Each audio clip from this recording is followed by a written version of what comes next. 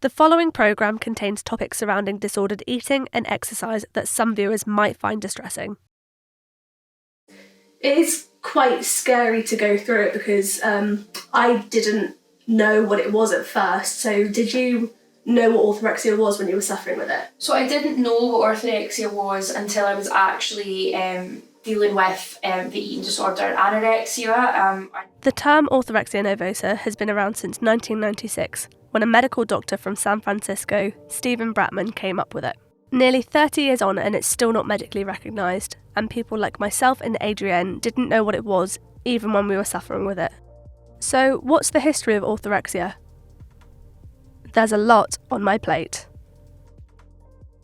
To explore the timeline of this condition, I went to Warwick to meet Louise, who's just completed her PhD studying the history of clean eating and orthorexia, with it all starting with Dr. Stephen Bratman.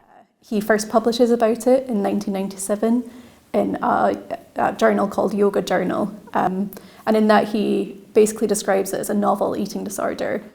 Ortho is a Greek prefix meaning correct or right, and orexia comes from the Greek orexis meaning appetite. Literally speaking, orthorexia means correct appetite, and anorexia means without appetite, with the suffix nervosa meaning obsession.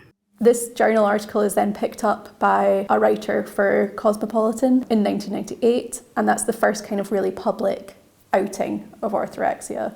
Bratman publishes a book in 2000, which sort of talks about the importance of this Cosmo article. Bratman sets out a 10-point diagnostic criteria, which is basically a list of questions which people can use to self-assess themselves. This is then developed into the Ortho 15, which is a diagnostic test that's still used, and then it later becomes the Ortho R, which is the newest version of this testing. The rise of clean eating, I think, makes it become more publicly prominent. Wherever you are in the world, as long as you've got a phone and stable internet connection, you have access to tens upon millions of posts and recipes, all claiming to be about clean eating. And you start to wonder, what's the impact of all this? Kind of the key finding was that longer time using social media per day was associated with lower self-esteem. Emily is a research assistant of nutrition, and these are the results she found when doing her undergraduate dissertation. One of the issues with social media is the same with our phone. It's always there.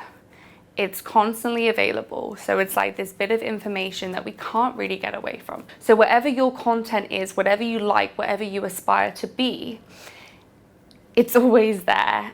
And with the world recently being locked inside, people have been on their phones more than ever before. This has had an immense knock-on effect on NHS services, being so overwhelmed they're telling under-19s to turn to charities, parents, and even self-help. Renee McGregor is a leading sports and eating disorder dietitian, and has said the rise of dysfunctional eating and exercise during lockdown is because of genetic tendencies. If you put that gene in the right psychosocial space, it has the ability to switch on. Just because you have the gene doesn't mean you're going to develop it, but potentially it can do. And so we had all of this creating the perfect storm for those genes to be switched on. So even people who maybe have been absolutely fine previously suddenly became more susceptible, and then this is why these behaviours developed. If you or anyone you know might be affected by the issues raised in this programme, please contact BEAT on 0808 801 0677 or find help on www.beateatingdisorders.org.uk.